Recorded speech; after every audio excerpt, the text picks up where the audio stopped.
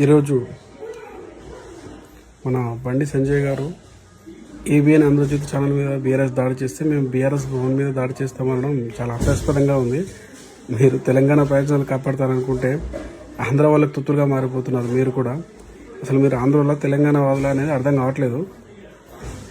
కష్టపడి సాధించుకున్న తెలంగాణ రాష్ట్రాన్ని ఎల్లో మీడియా, ఆంధ్ర మీడియా కలిసి చంద్రబాబు చెప్పు చేతుల్లో రాష్ట్రాన్ని కొనసాగిస్తుంటే మీరు కూడా అంటే దేశవ్యాప్తంగా మీతో పొత్తు ఉందని చెప్పేసి మీరు ఏదో దానికి సపోర్ట్ చేస్తాం తెలుగుదేశానికి అనుకుని చంద్రబాబు తొత్తులుగా మారిపోతాం. దానికి ఏం చేయలేము. కానీ కేంద్ర మంత్రిగా బాధ్యత గల పౌరుడిగా మీరు తెలంగాణ వాదిగా తెలంగాణ రాష్ట్రాన్ని అభివృద్ధి చేయాల్సింది పోయి మీరు ఇంకా పోయి ఆ ఎల్లో మీడియాకి ఆంధ్ర తొత్తులుగా మాట్లాడతాం, మేము ఇంకా వాళ్ళని కాపాడుకుంటాం అనేది కరెక్ట్ కాదు.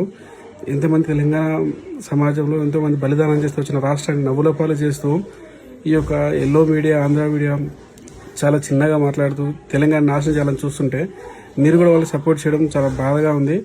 మీరు 8 మంది ఎంపీలు గెలిచి కేంద్ర మంత్రిగా, 2 కేంద్ర మంత్రులుగా ఉండి తెలంగాణ రాష్ట్రానికి ఒక ప్రాజెక్టును చేయలేకపోయారు, ఒక నవోదయ కాలేజీ పాఠశాలను చేయలేకపోయారు, ఒక మెడికల్ కాలేజీకి శాంక్షన్ చేయలేకపోయారు. మీరు రెండు వేస్ట్. మీరు ఎంతసేపు ఉన్నా కూడా మీరు ఆంధ్ర వాళ్ళ తొత్తులుగా మారిపోయారు. మీరు వాళ్ళ కోసం పనిచేస్తారు తప్ప తెలంగాణ కోసం పనిచేయాలని ఈరోజు మరోసారి స్పష్టమైంది. ఏది ఏమైనా ఆంధ్రజ్యోతి కిట్టిగా వదిలిపెట్టే సమస్యనే లేదు.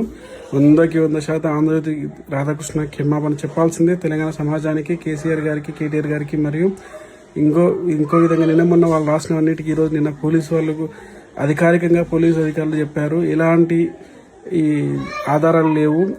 కేంద్రం ఎల్లో మీడియా, ఆంధ్ర మీడియా మాత్రమే కావాలని ఫోన్ ట్యాపింగ్లో కేటీఆర్, కేసీఆర్ మీద రుద్దుతున్నారు.